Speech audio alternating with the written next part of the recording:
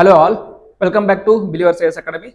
This is topic of the day discussion, and in today's discussion we will be discussing the topic land degradation, a growing crisis threatening humanity. We will see why it is in news, what is land degradation, what is the global status of land degradation, what are the various measures taken by the globe as well as India. We will see other related issues. So it is in news because the United Nations Convention on Combating Desertification, that is UNCCD, has released a comprehensive report titled Stepping Back from the Precipice, that is transforming land management to stay within planetary boundaries. Okay, at present there is a UNCCD COP16 is happening. So it has released a report called as Stepping Back from the Precipice, that is transforming land management to stay within planetary boundaries.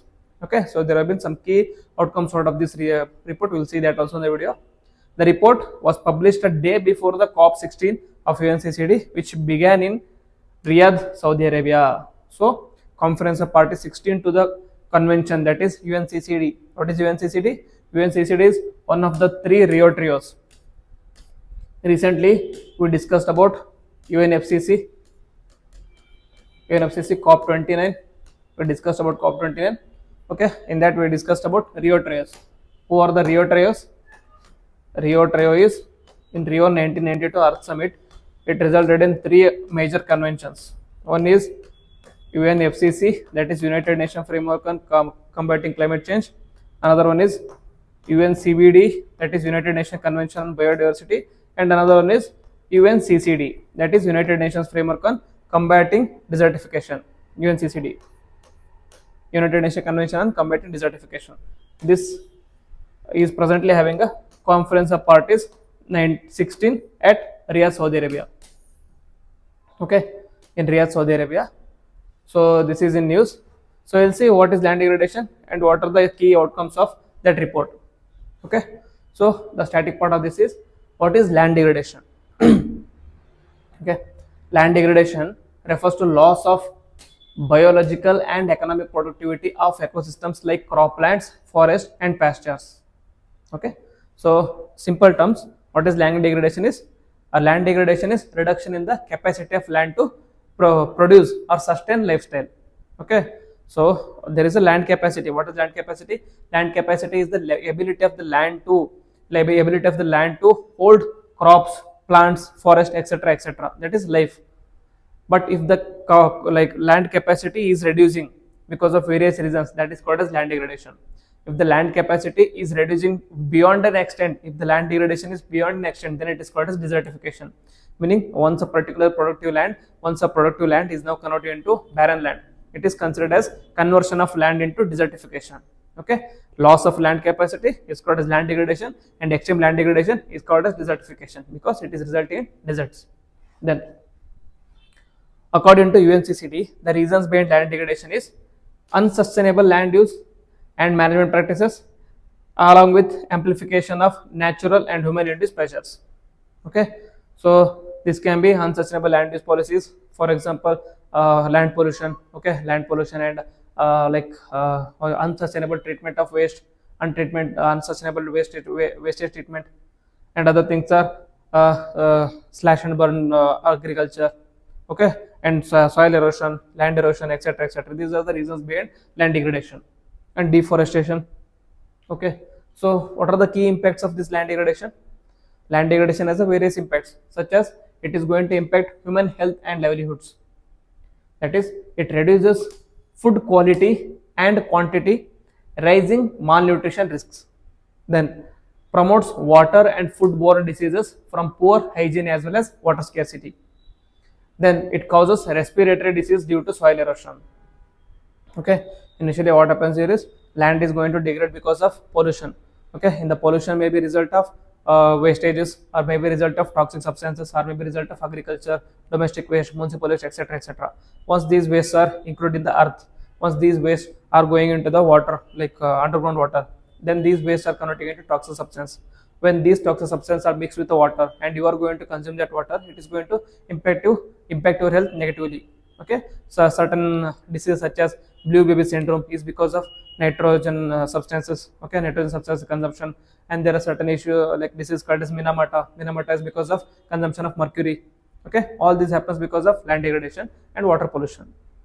Then ecosystem and biodiversity, that is harmful runoff from eroded soils impacts freshwater and marine systems, endangering the fauna and flora dependent communities, and decreases biodiversity and destabilizes ecosystem.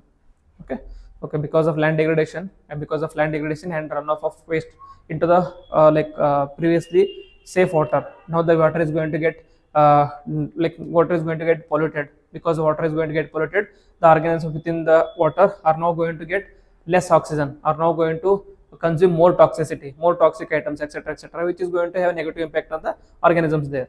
Once these organisms have negative effects, they are going to die, and the other organisms which are dependent on these organisms, these flora and fauna, they are also going to get adversely impacted. Okay, so it is also going to impact the communities which are dependent on these ecosystem. For example, in Kashmir, okay, especially Jammu, their economy is dependent on Dal Lake. Okay, Dal is one of the famous lakes of Jammu.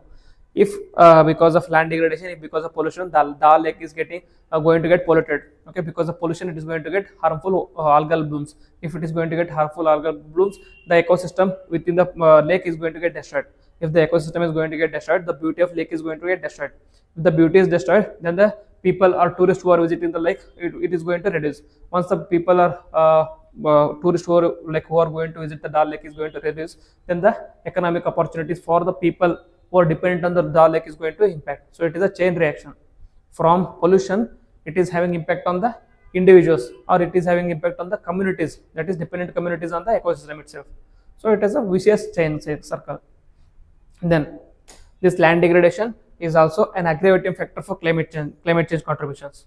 That is, degraded land releases stored carbon and nitrous oxide, which is going to intensify global warming. Ecosystem carbon absorption capacity has dropped by 20% in the past decade. Okay, so there is a land. If that land is covered by forest, if the land is covered by trees, if the land is covered by grass, it is going to absorb carbon dioxide from the atmosphere. It is going to reduce the carbon dioxide from the atmosphere. It is going to reduce the greenhouse gas content in the carbon atmosphere. Okay, the lower the carbon dioxide, lower will be the global warming. Now, because of land degradation, you are going to cut off the trees. If you are going to cut off the trees, the carbon which is already stored in the forest, carbon which is already stored in the forest, carbon already which is stored in the grassland is going to get released. Okay, and the carbon which was going to be restored or sequestered by the forest, it is also going to get released. Okay, so it is having double impact. One is already stored carbon is going to release, and the amount of carbon which is going to be stored or which is going to be absorbed by the trees is also going to reduce. So it is having double impact on global warming. It is going to aggravate global warming. As a result, it is going to aggravate climate change. Okay, so the land degradation has impacts on various issues. Then what are the causes of land degradation? We already discussed in a brief, now we will discuss in detail. One is unsustainable agricultural practices. What are unsustainable agricultural practices? Such as overuse of chemical inputs, pesticides, fertilizer disrupts the soil health, and then water diversion and poor irrigation practices lead to freshwater depletion also. Okay, meaning if you are dependent on chemical inputs and pesticides, etc., it is going to have impact on land capacity.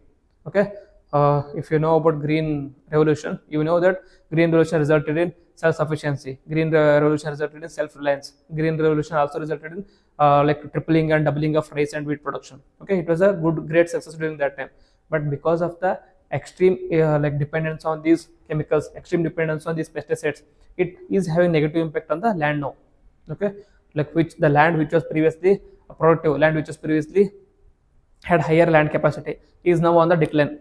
In order to compensate for that, now you are increasing your chemical input. Okay, if you are going to increase chemical input, a time will come when the land is not going to support any kind of crop formation, any kind of life there. So it will have negative impacts there again. And then climate change, because of increased heat stress and erratic precipitation, it is going to worsen land degradation. Okay, and then global warming escalates soil erosion and reduces vegetation cover. Okay, understood it? Because of global warming, the rainfall pattern is going to change. It is going to suddenly pour when the rainfall is suddenly going to pour. It is going to leach away the topsoil, and it is going to result in soil erosion, and again it is going to result in land degradation. And similarly, the global warming is increasing the temperatures. If it is increasing the temperature, it is going to reduce the moisture holding capacity of the soil. If the moisture holding capacity of the soil is going to reduce, then it is going to be leached away by the rainfall. Then it is also a negative impact. Then rapid urbanization. Okay, this is more prevalent in urban centers. Expanding urban areas contribute to habitat destruction and pollution. So you want to bring build new buildings. If you want to bring new apartments, if you want to bring new companies, then you are going to destroy the forest present in that particular area. It is going to negatively impact. Suppose take an example of Bengaluru. Okay, Bengaluru is from historically it is a city with great weather because it is present in a kind of Western Ghats. Okay, it is at the confluence of Western Ghats and Eastern Ghats. So it is traditionally it was considered as a Malnad region because it had high green cover, it had beautiful gardens, etc. But because of industrial development, because of IT bloom, now there is a requirement of more urban areas, more habitation areas. So now they are doing what they are doing is they are cutting the land. They have already cut the lands. They already cut the forest, and they already cut important grasslands, etc. In that place, now they are installed companies. Now they are constructed houses, PGs, etc. As a result, it is negatively impacting the climate of Bengaluru. So you can see that Bengaluru is extremely hot in summer, and it is extremely pouring rains in rainy seasons. Okay, this is the result of urbanization.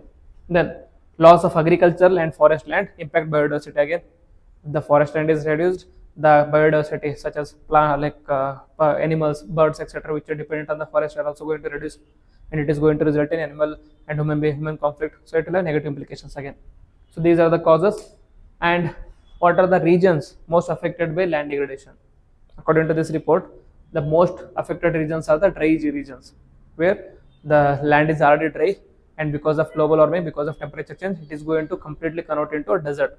These dry regions are able to support some sort of flora and fauna at present, but if it is going to be completely or extremely impacted by this land degradation, then it is going to lose that a little bit of productivity, then it is going to lose a little bit of land capacity, and then it is going to convert into deserts.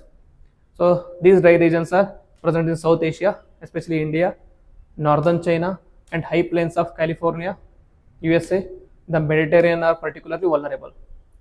These areas face severe soil erosion, reduced vegetation, and water scarcity. Okay, and low-income countries are disproportionately affected. Okay, you know that because larger developed countries with a higher income can compensate for the loss of agricultural land. Okay, they have resources to compensate for those losses, but the low-income countries, okay, because of the negative implications of global warming and climate change, even they are also affected by land degradation. If they are getting affected by the land degradation because of their lower income, because of their lower GDP, they are not able to compensate for the loss of land. Okay, if they are not able to compensate for the loss of land, it is going to negatively impact their livelihood. It is negatively going to impact their economy. It is going to negatively impact their society. Okay, so they are they are disproportionately affected, such as tropical and arid regions, especially in Africa, bear the brunt of degradation due to limited resources and resilience. Then a third of humanity, including 3/4 of Africa's population, lives in dry lands, making them especially vulnerable. Okay, because dry lands are more susceptible for desertification, they are more vulnerable. Okay, they are going to lose whatever the small productivity that the land has presently. Because of desertification, even that small capacity of land capacity, small capacity of productivity is going to reduce, and it will convert into barren land, which is again going to negatively impact the biodiversity, the human beings present there, communities, etc. Then about data. Okay, so before you understand the consequences and need for action, first you will understand the land degradation in number. Okay, 60% is the remaining global forest cover, which is well below the safety boundary of 75%. The safe boundary of forest should be 75% of the earth. At present, only 60% is remaining for total forest cover. And then 15 million square kilometers. It is the degraded land area, which is more than the size of Antarctica. Just imagine, 15 million square kilometers has been degraded, which is equal to the size of Antarctica, a large continent-like structure, which is expanding by 1 million square kilometers annually. Every year 1 million square kilometer of land is getting degraded. Okay, then 20% of Earth's land surface is covered by savanna, which is now under threat from cropland expansion and poorly planned afforestation. Okay, savanna region, savanna in the sense tropical grasslands. It is not only present in Africa, the tropical grasslands are also present in Australia, like South America and India, other regions also. So these grasslands are at the threat because these are easier to clear. These grasslands are easier to clear and are being turned into croplands. Okay, as a result, they are under threat. Next, 46% of the global land area is classified as dry lands. These dry lands are home to third of the humanity. One third of the humanity lies in these dry lands, and these dry lands are more susceptible to desertification. Then 90%. What is 90%? That is the share of recent deforestation, which is directly caused by agriculture. So the key contributor to land degradation is nothing but agriculture, 90%. And then 20% is the decline in trees and soils carbon dioxide absorption capacity since 2015, which is attributed to climate change. Okay, so, tree and soils capturing of carbon dioxide has been reduced by 20% because of climate change and land degradation. Then 25% is the share of biodiversity found in soil. Then 50% plus is the world's major rivers disrupted by dam construction. Then 47% is the aquifers being depleted faster than they are being replaced. These are the great numbers given by this UNCCD report.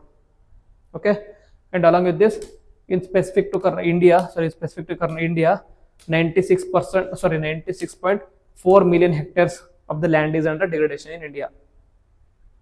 This 96.4 million hectares covers around 29.3% of the total area of India. Okay, this land degradation is mainly contributed by soil erosion, water erosion, and wind erosion. Okay, soil erosion is caused mainly by like rainfall, etc. It accounts for about 11.01%. Then water erosion because of agriculture runoff, etc. It is contributing 10.98%. And then wind erosion, it is also contributing for 5.46%. And then forest deforestation, agricultural expansion, they are also contributing factors. So now we understood the reports and key numbers. Now we will understand what are the consequences. We already seen the consequences. The consequences are impacts will be on health, biodiversity, and other areas. So the degradation of 50 million square kilometers land, which is equivalent to the size of Antarctica, signals a planetary crisis. It is not just a regional crisis, now it is a planetary crisis. What is planetary crisis? A planetary crisis is something which has impact on all over the planet. All the corners of planet will be impacted if this crisis persists.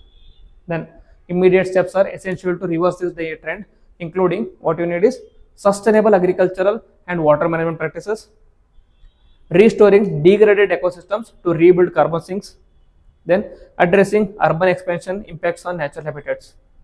One is you should focus on sustainable agriculture or climate smart agriculture. A sustainable agriculture or climate smart agriculture is such an agriculture whose contribution to climate change is less, meaning that kind of agriculture whose greenhouse gas emission is less, whose methane emission is less, whose pollution is less, whose whose contribution to global warming is less. Okay, that is sustainable agriculture. And you should also focus on water management practices, sustainable water management practices. You should not just leave the water to be running off, okay, during the summer period. You should contain them. You should use sustainable practices such as rainwater harvesting, aquifer recharging, etc. Then we should also restore degraded ecosystem. Okay, ecosystem which was earlier productive now has been eroded. You should not just leave it like that. You should try to bring in. If it can be eroded, it can also be restored, right? So you should focus on restoring those things. For example, African Great Wall. Okay, African Great Wall project, and China's Loess. Okay, Loess is a desert kind of thing in China, where they are focusing on Loess restoration in China, and there are restoration project happening in Karnataka and India also. Okay, so these should be carried out. Okay, and one of the Panchamitra or nationally determined contributions of India is about restoration of land, increasing the forest cover from 33.3% to 40% now. Okay, and there is also land restoration pledge. Okay, land restoration pledge, where every country wanted to restore the land by 50 million hectares. These are some key, what to say, key projects or key projects which are taken by different countries. And then you should also focus on addressing urban expansion impacts on the natural habitats. Okay, urban expansion should also be based on sustainable practices. Then, so what are the steps taken by India?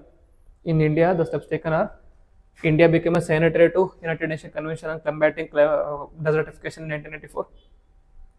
It signed the convention, and National Afforestation Program was implemented by MOFCC in the year 2000. In 2001, the National Action Program to Combat Desertification was implemented by MOFCC. And in 2016, there was Desertification and Land Degradation Atlas of India released by ISRO. In this Desertification and Land Degradation Atlas, it showed the areas which are more susceptible to land degradation, the areas which are more critical, the areas which are more vulnerable, the areas which are more important for land degradation. Those are given in this atlas. Apart from this, in the present COP16, India talked about various measures taken by government to tackle this degradation. Okay, so India tried to link degradation and poverty. It said that as desertification and poverty are linked, the minister emphasized that land degradation is not just an environmental issue but also socio-economic issue, because if the land degradation is more, the liability of the land is going to reduce. Ability of the land is going to reduce, then it is having impact on agricultural outcome. Agricultural outcome, it will have impact on economic prospects of the community dependent on that habitat. Then, as a result, India has initiated several programs to enhance resilience and recovery against land degradation, including issuance of soil health cards to help farmers engage in sustainable agriculture practices. These soil health cards, they are going to evaluate a particular soil, and then they will say what kind of fertilizer should be used. Okay, instead of putting all the fertilizers, it is going to evaluate and what kind of fertilizer is more important for this particular soil profile. These are some of the sustainable practices taken by government of India. Okay, so in conclusion, what is necessary now? In order to reduce this planetary crisis, we need a swift action. With the swift action, land degradation will undermine global efforts to combat climate change, protect biodiversity, and ensure food security, leaving a dire legacy for future generations. So there is a need for swift action. So this is about today's topic. If you like the video, if you think you got something out of the video, please hit the like button, also comment on it and share with your friends. And if you are new to the channel, please subscribe and hit the bell icon so that you don't miss videos like this. We'll be uploading videos like this every day, and we're also doing the sessions on previous year question analysis, NCERT, daily news analysis, etc. are being carried out by these institutions. Okay, if you like the video, as I said, please like the video and also comment on it. With this, I will end the video, and with this, I will end the session. Jai Hind, Jai Karnataka.